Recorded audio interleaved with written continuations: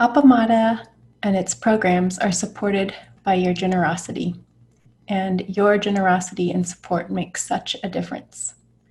You can find a link for contributions on the website at appamada.org. Thank you.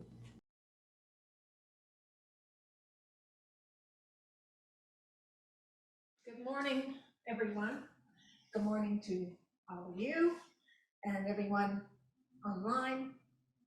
You don't see them, but anyway, good morning, all. And good morning to all those who might listen to this at some later time, especially those who are at our sister sanghas in Chicago, Madison, Minnesota, England, Switzerland, Alpine, and Hawaii. So anyway, I said good morning to you. Now we can see you, so that's much better. Okay. So I kind of like to start with names. There's a couple of faces I don't recognize, and be nice to know who folks are. So we'll start here in Zendo, and then just different people say their names online after we finish that. Okay. So I'm Laurie. I'm Anne. I'm Priya. I'm Neil. Jess. Kim. And online. Vivian? Rosemary. Darcy. Claudine. Becky. Lynn? I'm Nancy. Brian? Okay, I think Genevieve, you're muted. Sorry, Genevieve.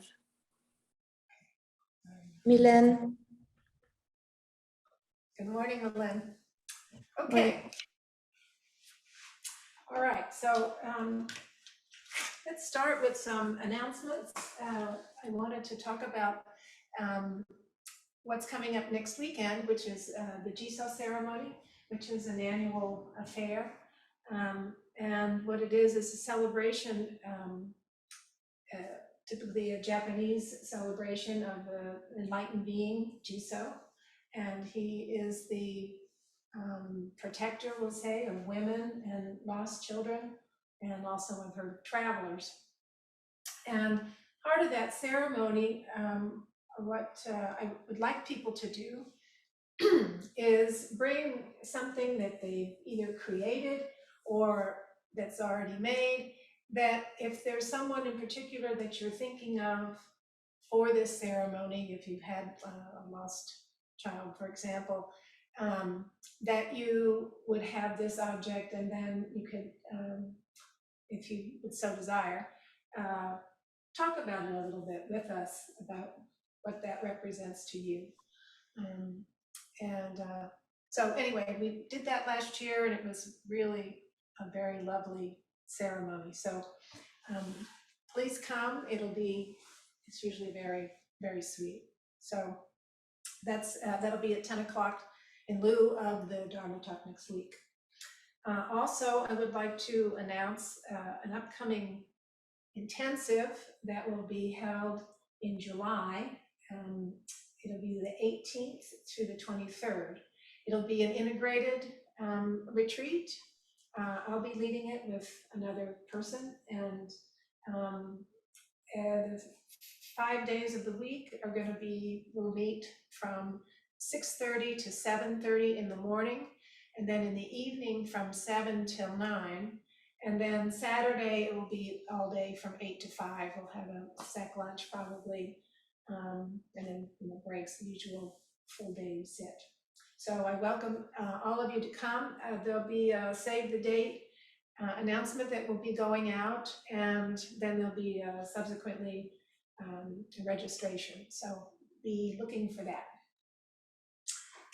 That's it for my announcements. Do you guys have anything? Yeah, there's gonna be a film showing and a potluck. No potluck, just a film online. Oh, okay, that was not the announcement that went out. and then a correction came. Okay, so a film that will be showing at 6:30. 6:30 on Friday. This upcoming Friday? Yeah. Yes. Great. I cannot remember, but it's on, there's maybe Justice. Oh, It's about a mathematician who's a Right. Buddhist who travels around. With the name. So I don't know. It's also available on YouTube, so everyone can see it. Oh. I mean, that's how we'll be seeing it, but we'll show it through our Zoom thing, and then we'll discuss it. It's a half-hour film, not a long film. Ah. So it'll be fun. Okay, good. Any other announcements? No? Okay. Okie dokie. So, today, the title of this talk is The Antidote to Grief, the Grief and Pain of the World Today. So here we are. It's Sunday, June 5th, 2022. The assessment of this situation, and this is a limited assessment, really, is that we're indirectly involved in a war with Russia, providing millions of dollars worth of military weapons to our allies, the Ukrainians, to support their attempt to stop the Russian invasion. And we are reminded of this on a daily basis through most TV and radio news programs that are covering the daily casualties and the destruction of a nation and its people. And our hearts have been further tenderized by the vast number of mass shootings that have occurred, mass shootings of innocent people in our country, 232 just since the beginning of the year.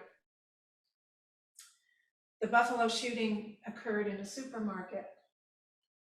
The Tulsa shooting took place in a medical building.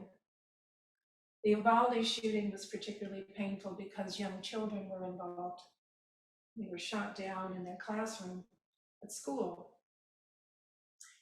In addition to this, politicians have yet to do anything to remedy the situation through gun legislation.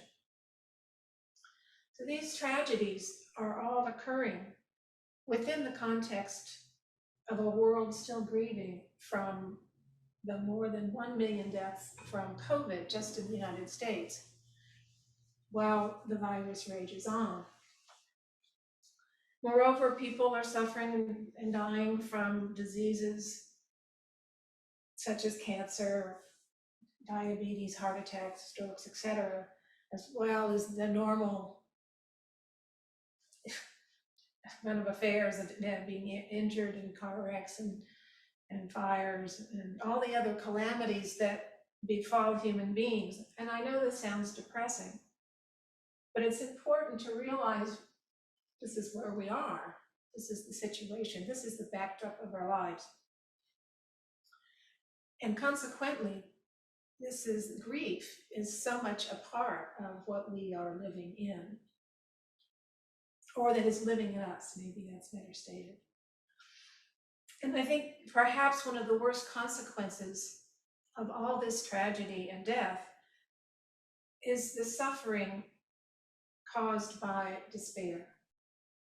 The idea that nothing can change, especially with regard to gun violence, and that there is no hope. And this kills the human spirit. So for the sake of the children and all those who depend on us, our elders, our animals, our trees, our flowers, the earth, we cannot allow ourselves to fall into despair. We cannot stop living and engaging fully. So what are the antidotes for this, for dealing with our feelings about what's going on, what's grief and despair or despair? The first thing is we have each other. We have the Sangha. We have our families. And we can be together. We can see each other. We can meet each other. We can talk. We can listen. We can offer solace. We can receive solace. We can cry together. We can hold each other, and we can hold each other up when it seems like too much. Also, we have a practice. We have a practice that specializes in dealing with suffering. So this is more of a reminder than anything else of the teachings that are available to us to use during this time period. The Buddha has taught that everything is impermanent, that life is full of suffering that we cannot change, the suffering that accompanies old age, sickness, and death. We also know that what happens to us is really not much different than what happens to our neighbor. We have this underlying connection between us. There is no separation. There is no individual substantial self, just a series of interconnections, and we can feel it. We can feel it in this room when we're with other people. We can feel it even through the internet. So perhaps knowing that we are not separate beings might make us think differently about what would happen if we had the upbringing, the conditioning, the mental status of that young man who shot all those children. Perhaps we might have done the same thing. Perhaps. We have compassion for the surviving families of the victims, but can we have compassion for the one who commits the violence? It's hard. It's so hard. It's so hard to even understand, to comprehend. But like the Bodhisattva vow, which serves as a guide for our behavior and not necessarily a particular destination, we might consider the story of Angulimala as being a similar kind of guide. So for those who are unaware of the story, basically, according to the scriptures, after his meal, the Buddha went out from the monastery where he was staying and walked towards a great forest. Seeing him going in that direction, various people working in the fields called out to him to warn him that in the forest dwelt a dreaded, the dreaded, Angulimala. So while not much is known for certain about Angulimala, but the usual account of his life is that he came from a wealthy family, a well-to-do family, and that he was a brilliant student at a university in the Oxbridge of India. And also there's the part where other students were jealous of him and succeeded in poisoning the mind of the teacher against him, with the result that the teacher asked of him what he must have believed would be an impossible honorarium. He should bring 1,000 right-hand little fingers. Unbelievably, instead of giving up and quietly going home without graduating, Angulimala set out to collect the fingers and pay the fee. Presumably, he quickly discovered that people were reluctant to give up their right fingers. And so it became a violent act and even murderous. Then he found he had nowhere to store these fingers, so he hung them up and then birds were taking them away. So he began to hang them around his neck. So his solution, that was his solution. So there was this gruesome and growing garland of bloody fingers. He was nicknamed Angulimala, which means finger garland or finger necklace. So this was the man who, peering out from his lair, spotted the Buddha coming towards him in the forest, and who at that particular day had 999 fingers and he only lacked one. So Angulimala, who had attempted but failed to apprehend the Buddha previously, grabbed or resisted doing it, grabbed his weapons and said, I'm going to get it today and I'm going to attack the Buddha. And he dashed out to murder him and complete his score. He expected to easily overtake him and quickly finish the job. However, the Buddha was walking ahead of him, and no matter what, Angulimala could not catch up with him. He tried, and the Buddha was always stayed ahead of him. Finally, Angulimala was exhausted and angry and frustrated, and he screamed out at the Buddha, "Stop!" And the Buddha turned, and with neither anger nor fear, spoke quietly and directly to Angulimala, saying that he, the Buddha, had already stopped. He had stopped killing and harming, and now it was time for him. Angulimala was so struck by these words that he stopped right then and there.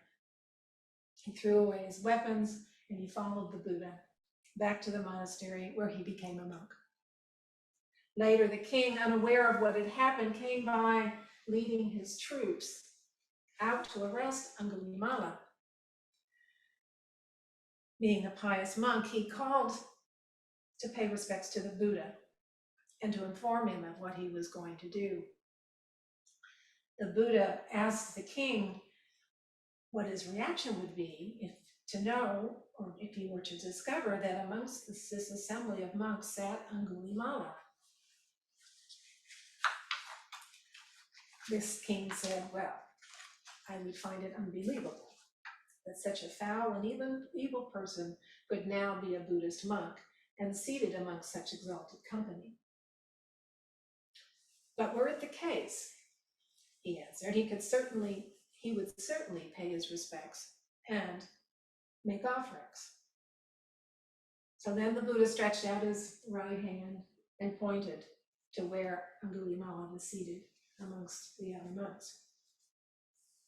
So once the king had mastered his own fear, he went out and indeed paid respects to Angulimala. But he said to the Buddha, the king, what we have tried to do by force and with weapons to capture Angulimala, you have done with neither force nor weapons.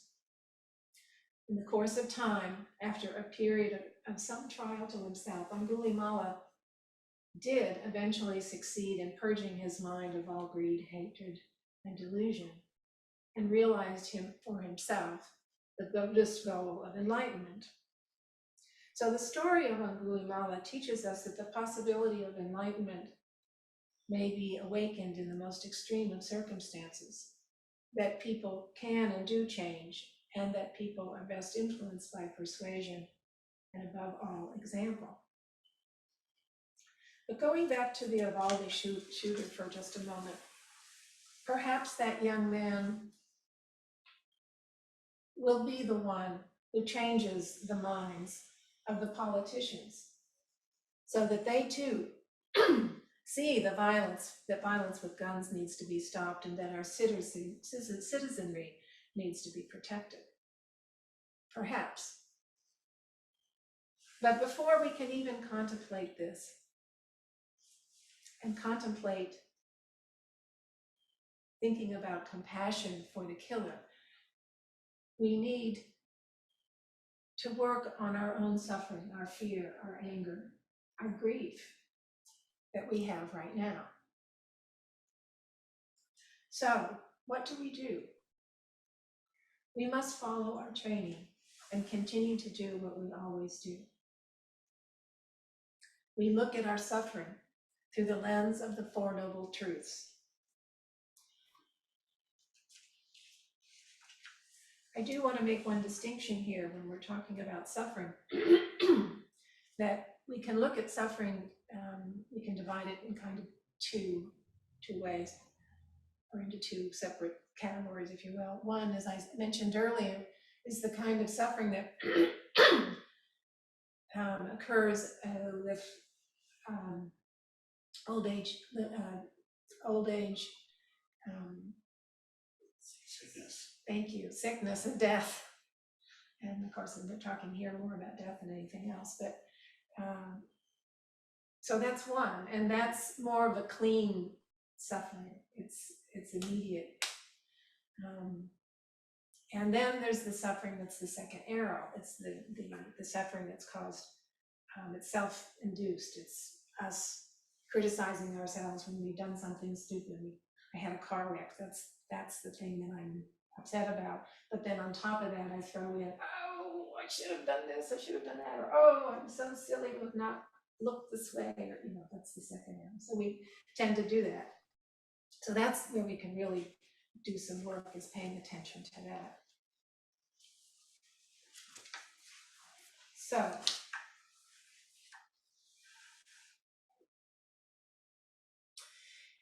in the case of the second arrow, the suffering cannot be dealt with until one understands what the suffering is really about.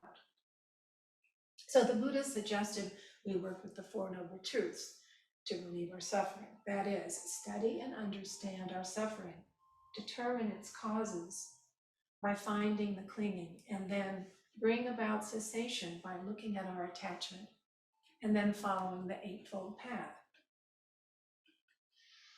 So, suffering and dissatisfaction is shaped by one's intentions.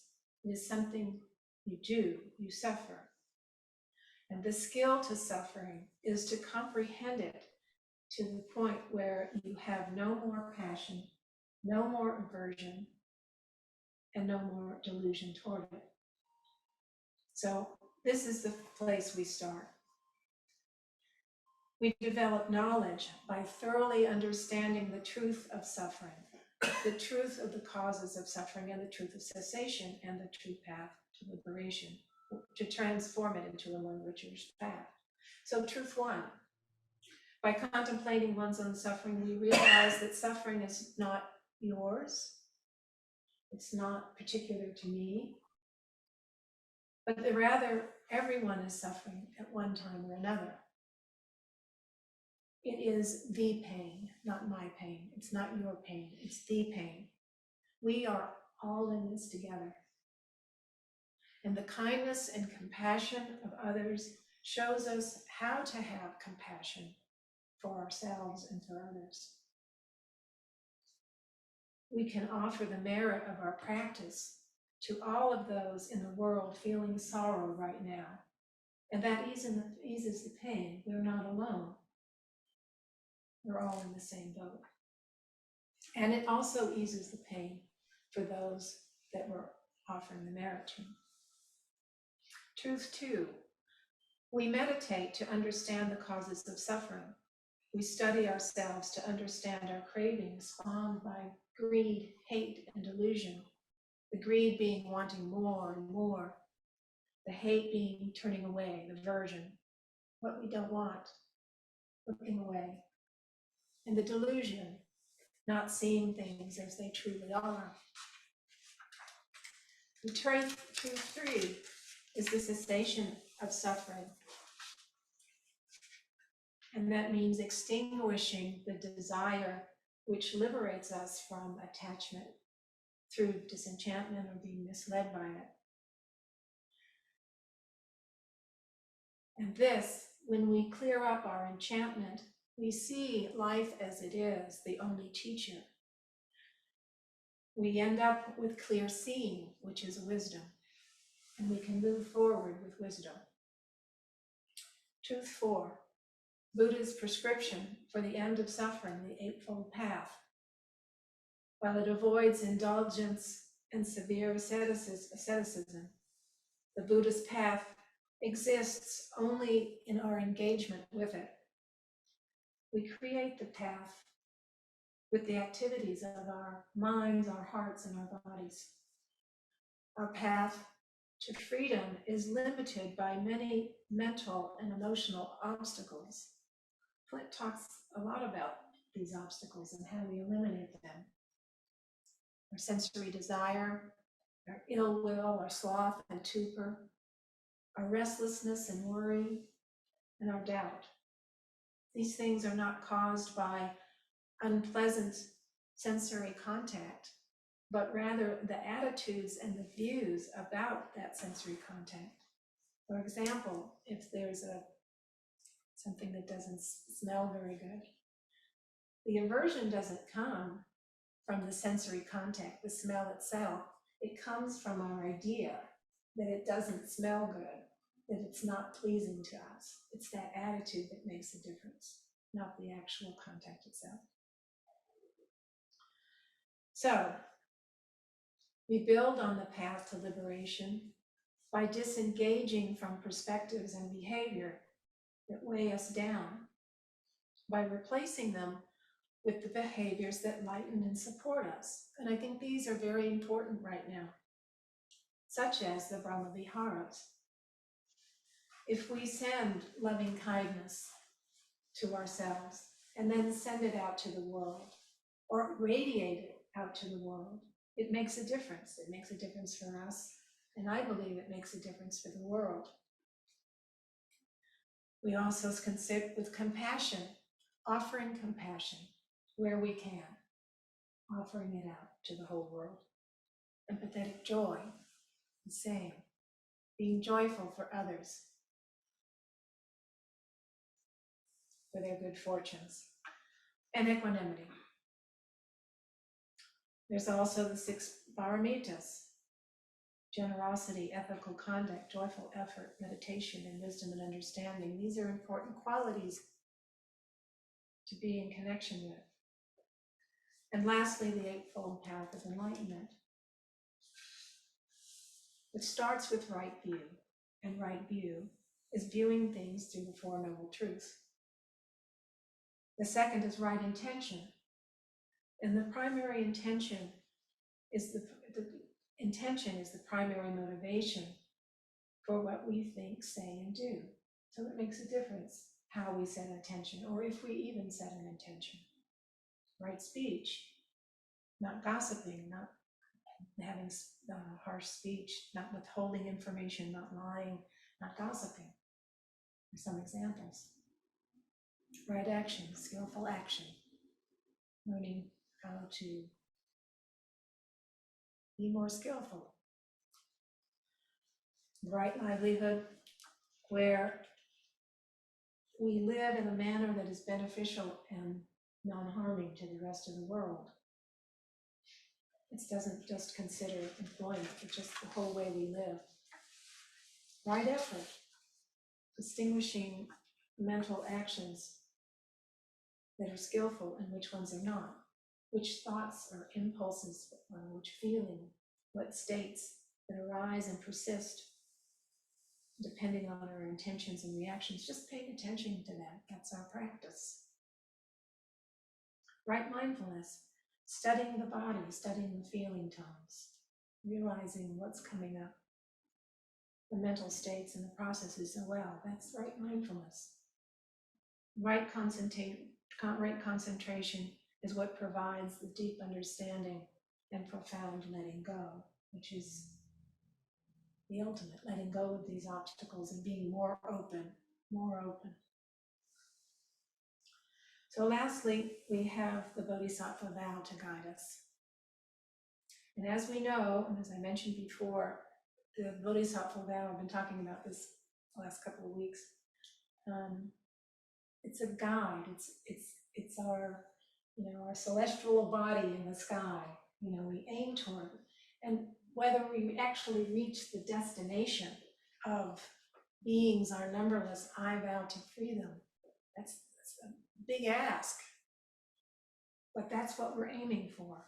Delusions are inexhaustible. I vow to end them. Same thing.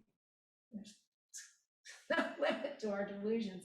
Dharma gates are boundless. So many Dharma gates right now. I vow to enter them. Buddha's way is unsurpassable. I vow to embody it. compassion for the killer. We can't do that now. We have too much to work on ourselves. Maybe in time. But we can use it, compassion for those who commit these awful acts. We can use that thought as a guide for our compassion, where we want our compassion to go to. So we, bodhisattvas in the making, cannot stop. We can't stop our training. We can't stop our practice now due to our grief. With regard to gun violence, we can do what we can do. It's limited. We'd have to do what's within our sphere. We can write letters to congressmen, we can go to meetings or demonstrations before their offices to show how we feel.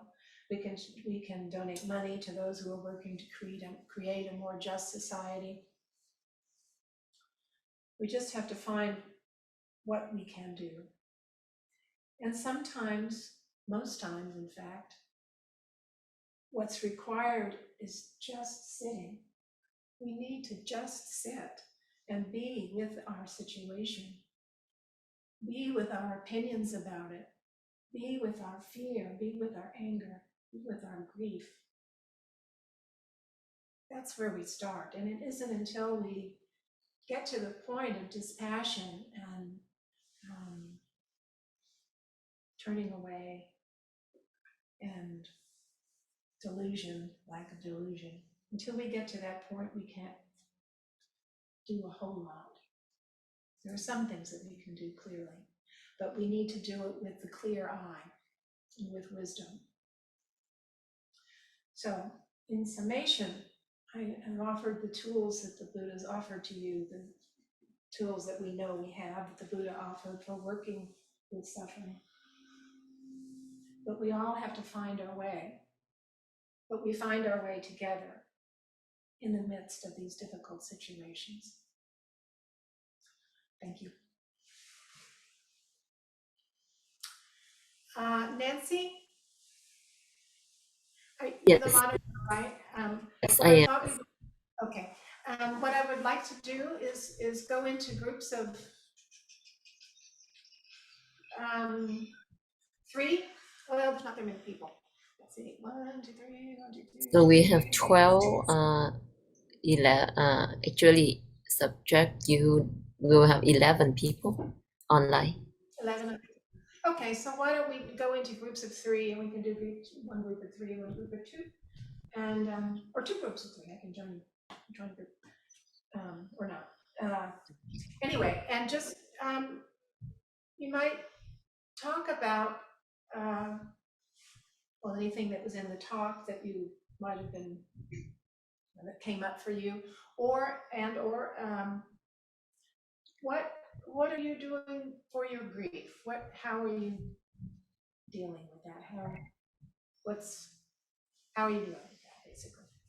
So either way, and we'll come back.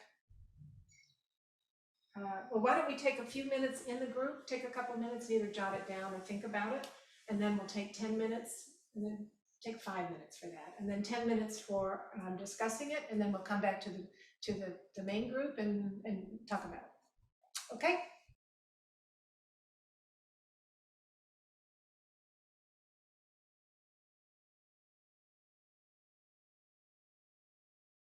Everybody's back. So we have a couple of minutes for if anybody wants to share what you discovered or what you talked about, or have anything to say for yourselves. Yeah, we talked a little bit about feeling overwhelmed. you might need to. Yeah, we talked a little bit about feeling overwhelmed and feeling like nothing we do is going to have any effect, and sort of came back around to saying, you know, maybe that's what the people that end up doing these things feel.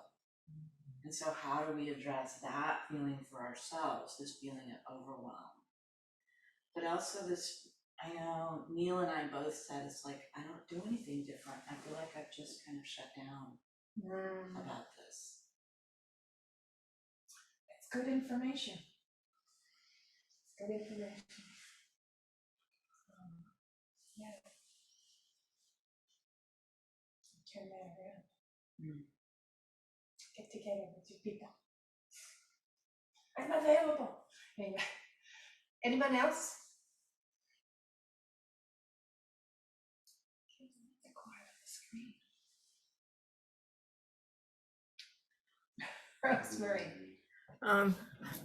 Yeah, so I just want to say that it was really helpful to be with the two people in my group because for me, I learned a lot just by listening to them and how they are meeting our situation today. Each of us had some things in common and some different things. And also, a key thing was that it seemed like we each are engaging in things according to where we are at this moment. And that's, I think, really helpful too. In other words, doing what you can. Thank you. Thank you, Rosemary. Anyone else? Okay then, well, good service.